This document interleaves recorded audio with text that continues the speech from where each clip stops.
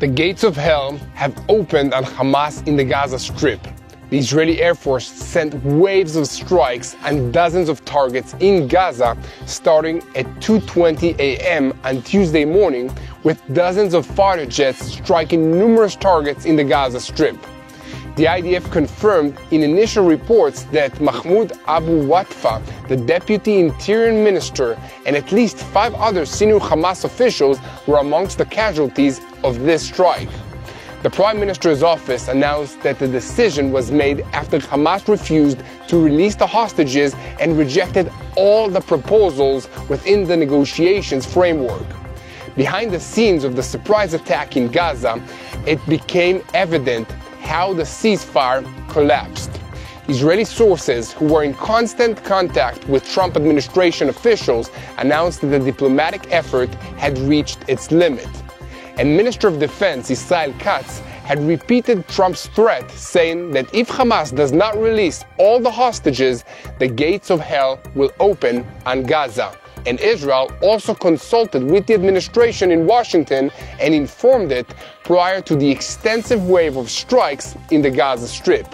On Tuesday morning, Hamas provided a first response to the operation, threatening that the fate of the hostages will not be known. And elsewhere, while the United States is striking in Yemen, Israel also hit other strategic targets, including weapons depots left behind by the Assad regime in Syria and various military sites belonging to Hezbollah in Lebanon. However, the big story in the north is the possibility that Hezbollah might be dragging Lebanon into another war, and this time with the HTS regime that rules Damascus. In the last 24 hours, the new Syrian army and the Lebanese National Army have been involved in fierce battles on the Syrian-Lebanon border, following a confused situation that HTS blamed on Hezbollah, but which Hezbollah says that they had nothing to do with. It probably doesn't matter anymore, as large volumes of fire have been exchanged over the border and there have been multiple casualties on all sides. However, Hezbollah is furious at Joe Reggie, the new foreign minister of Lebanon, who declared that the terrorist organization gives the world an excuse not to pressure Israel to stop operating in Lebanon. Hezbollah's Secretary General Naim Qassem angrily replied that this statement is actually what is responsible for giving Israel an excuse to continue attacking.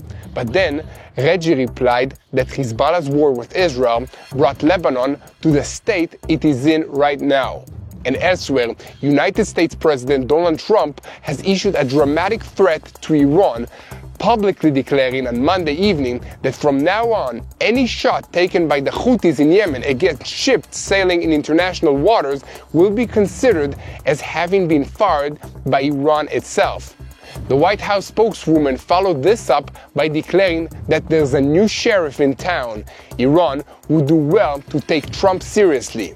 We have a lot to talk about today, so let's dive into the details. I'm Yair Pinto, and this is your Boots on the Ground report about what is happening in Israel on day 529 of the war against Hamas, Hezbollah, the Houthis in Yemen, the Shiite militias in Iraq, and all the other armed groups in this region who are operating under the directives of Iran's Islamic Revolutionary Guards Corps, which is the head of the axis of evil in the Middle East. And a moment before we begin, I want to invite you to click the subscribe button so that you remain tuned to the truth in real time and never miss an episode of Boots on the Ground. After a 57-day ceasefire, the IDF launched an attack on Hamas in Gaza in the early morning hours of Tuesday, and dozens of jets from the Air Force carried out a massive wave of strikes targeting dozens of sites in Rafah, Khan Yunis, Gaza City, and the northern part of the Gaza Strip. The aircrafts operated simultaneously, hitting dozens of terrorist homes, headquarters, tunnels, warehouses, and bases that Hamas had restored in recent days. The entire Air Force has now been mobilized for offensive operations in Gaza. The new Chief of Staff, Eyal Zamir, is leading the operation alongside the head of the Shin Bet, Ronen Bar, from the underground command center in the Kiryat in Tel Aviv, and naturally, the IDF will not provide further details at this stage to prevent revealing information to the enemy. In fact, the plan was prepared and kept classified within the IDF to ensure an element of surprise and deception.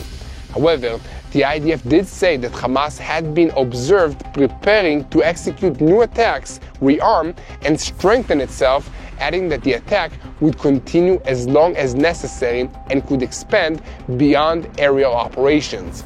It also said that the military is deployed and on high alert across all fronts, both in force deployment along the borders and in air defensive systems. And furthermore, it has been made clear that unlike the previous Chief of Staff's raid strategy, the new combat plan involves advancing forces into the Strip, clearing specific areas while relocating civilians to humanitarian zones and implementing a voluntary immigration assistance program for those who wish to leave the Strip altogether. After securing the area, the IDF is expected to remain rather than withdraw, as in the previous raid strategy. This time, the targets will include not only Hamas operatives, but also members of the organization's civil governments. On that note, Al Jazeera reported on Tuesday morning that there have been at least 232 casualties and dozens of injured as a result of the strikes. In light of the renewed fighting, the United Nations Security Council will convene today to discuss the situation in the Gaza Strip.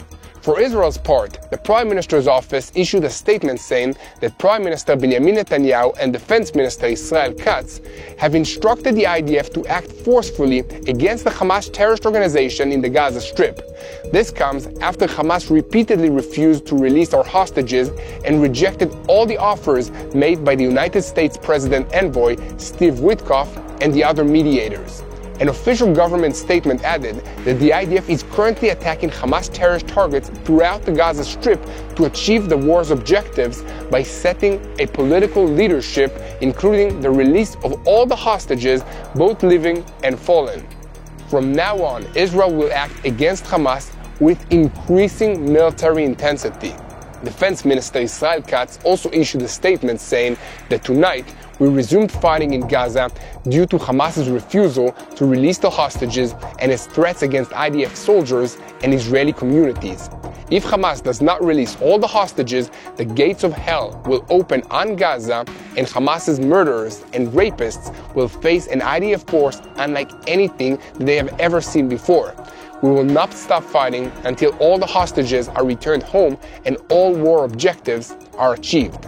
And according to El-Hadat Network, Mahmoud Afu Watfa, the Deputy Minister of Interior in Gaza and the man behind Hamas's civilian infrastructure restoration efforts in recent months, was eliminated in the strikes together with Brigadier General Bahjat Abu Sultan, the head of operational activities in the Interior Ministry in Gaza, and Abu Obeida Muhammad El-Jamasi, a member of Hamas's political bureau. A White House spokesperson told Fox News that Israeli officials consulted with the Trump administration regarding their strikes on Gaza.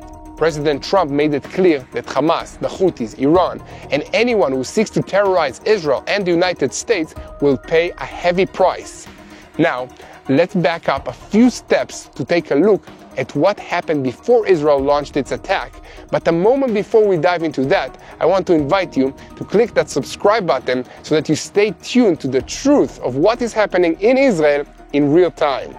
A round of talks in Cairo earlier this week turned out to be the final note in the joint diplomatic effort by Israel and the United States to advance the release of hostages based on the Witkoff framework or a similar plan.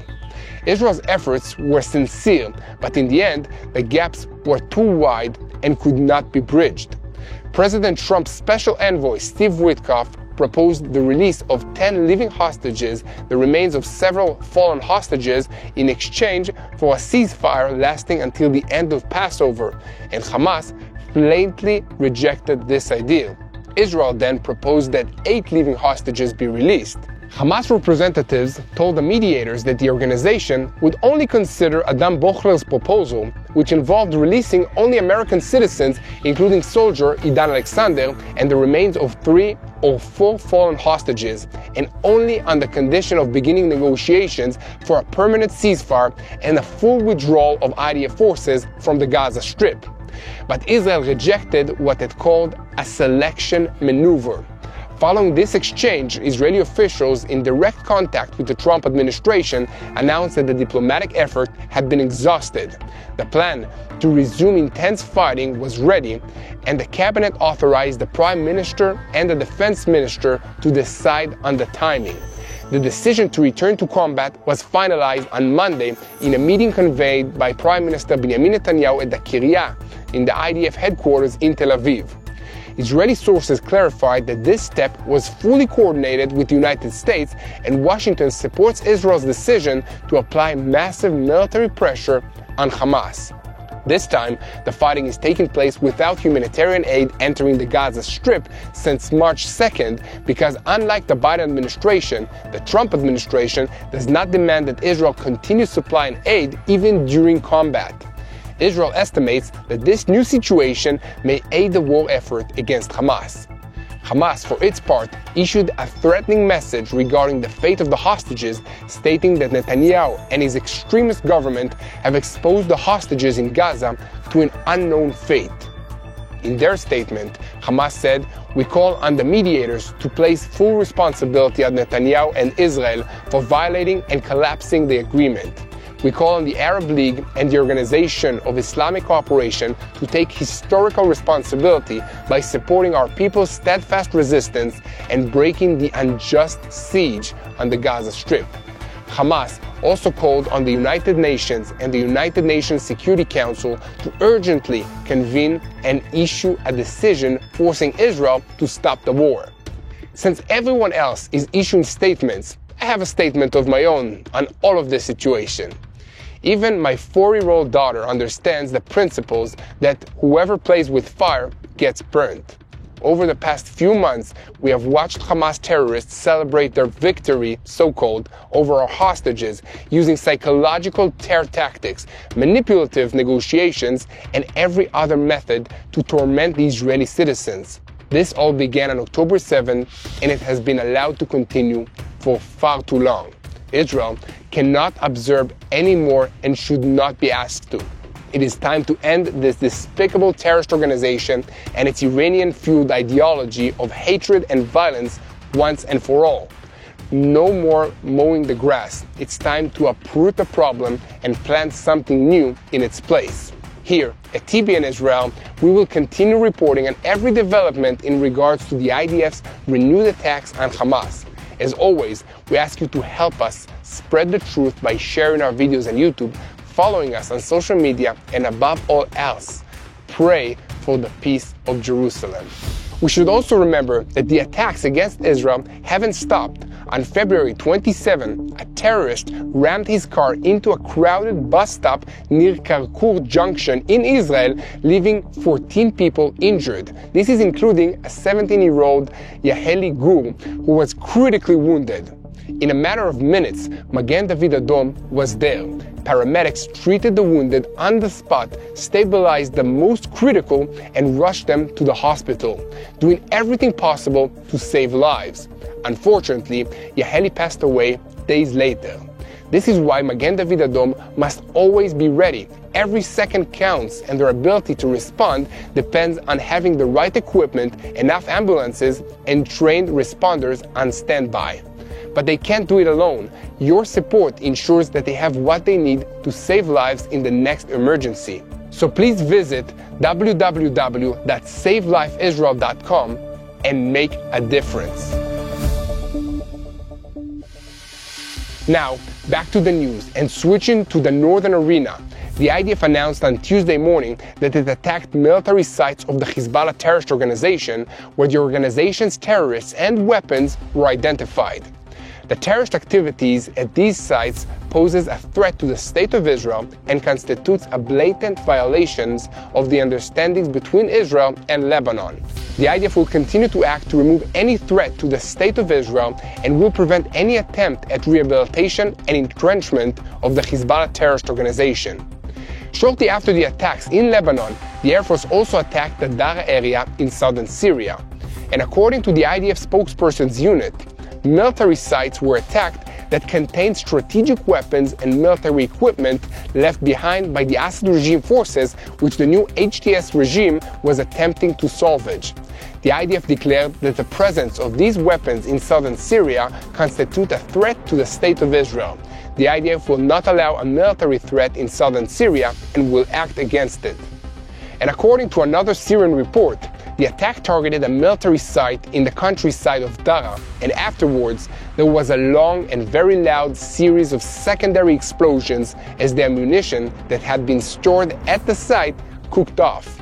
In the TBN Network, which is affiliated with Hezbollah, it was reported that there were casualties in the attacks aimed at military bases. Al-Haddad reported, citing sources, that the attacks targeted Brigade 132 and a military site seized by Iranian militias in that area. In a way, it's very ironic that Israel is hitting both Hezbollah in Lebanon and HTS in Syria, because these two groups are also very busy right now shooting at each other. Starting late on Sunday evening and continuing and even escalating throughout the day on Tuesday, there have been large exchanges of fire over the Lebanese-Syria border. There have been casualties on both sides, and the Lebanese National Army has also become involved, so there's probably no turning back at this point. An obvious question arises about how all of this started, and the answer is that it started many years ago when Hezbollah intervened on the side of the Assad regime in the Syrian civil war.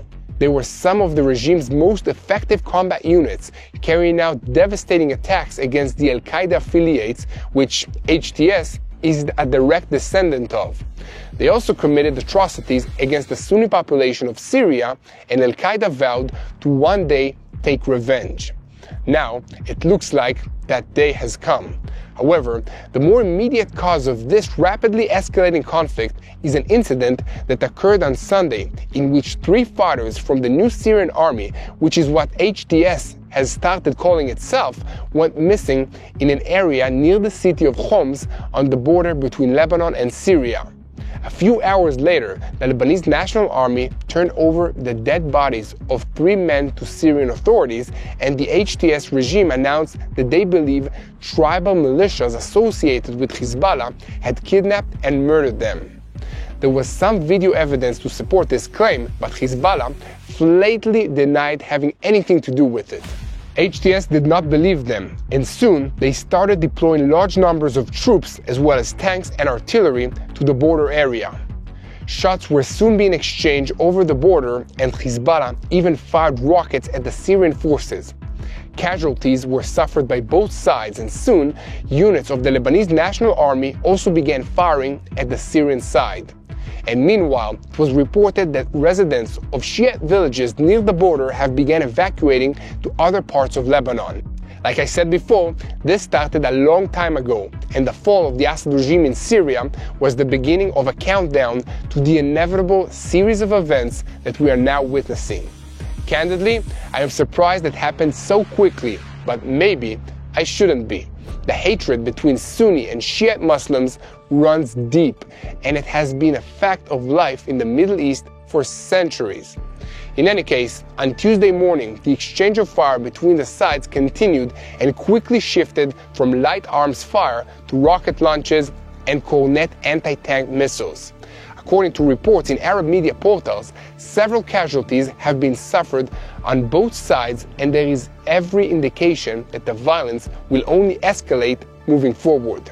There is some hope that this will be contained, as the Lebanese National Army and the Syrian authorities are reported to be in contact with each other to try and prevent an escalation between them, but Hezbollah is fully committed, and this might be their last act.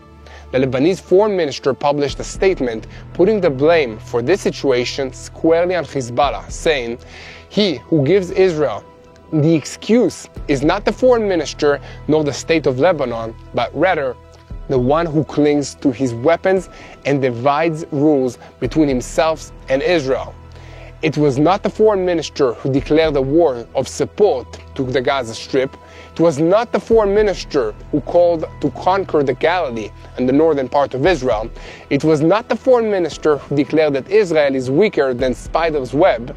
It was not the foreign minister who involved Lebanon in a war that led to an Israeli occupation. In other words, Lebanon's internationally recognized government blames Hezbollah for dragging the country into another war before it has even had time to recover from the last war they fought with the IDF a few months ago. Here at TBN Israel, we will continue to update you on every development regarding the northern arena, and as always, we ask you to keep spreading the truth, share, and follow us.